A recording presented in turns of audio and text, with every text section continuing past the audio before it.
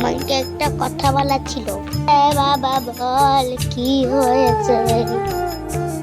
তোমার ব্যাগপত্র সব গুছিয়ে নাও। কেন বাবা হঠাৎ ব্যাগপত্র গুছিয়ে দিতে বলছি? চলো চলো, তোমাকে বৃদ্ধাশ্রমে রেখে আসবো। আমি বৃদ্ধাশ্রমে যাবো না বাবা, যাবো না বাবা, আমি তোদের সঙ্গেই ভালো আছি।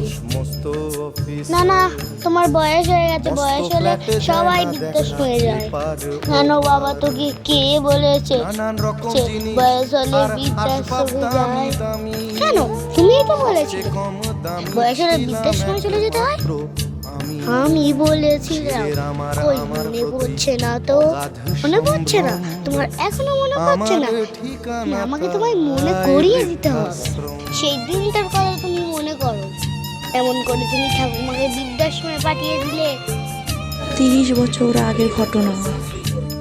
নাও, এই খাবারটা খেয়ে না, ছাড়া আর কোনো কিছু নেই বাড়িতে।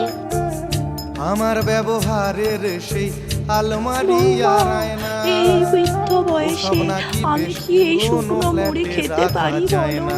তুমি তো জানো আমার বলো আমার দাঁতে কি ব্যথা। এইটাই খেয়ে উদ্ধার করো, এই ছাড়া বাড়িতে কিছু সব নেই। নাকি বেশ এই বয়সে এসে এটাও আমার দেখতে হবে। না না, তোমার জামা কাপড় সব পচে পচে জিনিস এখান থেকে নিয়ে আর বিদায় হও। ছেড়ে দিল কাকে খেলো আমার প্রয়োজন নেই, তুমি তাড়াতাড়ি মানে খেয়ে চলে যাও তো। এই বয়সে আমি কোথায় যাব তোমাদের ছেড়ে বৌমা? আর বৃদ্ধাশ্রমে থাকার ব্যবস্থা করেছে, তুমি ওখানটায় চলে যাও। বয়স হলেই সবার বৃদ্ধাশ্রমে যেতে হয়।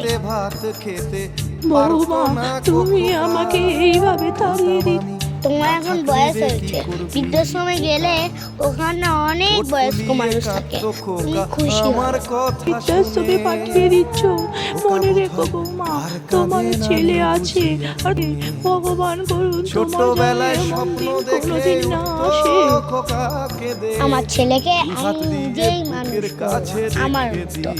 আমিও তোমার মতো সংসারে অত বোঝা হব যে আমার ছেলে আমাকে বৃদ্ধাশ্রমে রাখতে যাবে। আমার ঠিকানা যাও যাও, বাইরে গাড়ি দাঁড়িয়ে আছে। সবচেয়ে কম দামি ছিলাম একমাত্র আমি।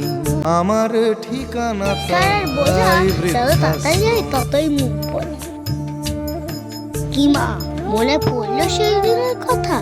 ঠিক আছে ঠিক আছে, আর কান্নাকাটি করতে হবে না। 2 বছর হলো আর তো মাত্র বছর 25 ঠাকুর মুখ তোলো। ঠিক আছে ঠিক আছে, আর কান্নাকাটি করতে হবে না। আমি বৃদ্ধাশ্রমে পাঠাচ্ছি না, আমি একটু অভিনয় করছিলাম তোমাকে শিক্ষা দেওয়ার জন্য। সে তুমি নিজের ভুলটা বুঝতে পেরেছো, এইটাই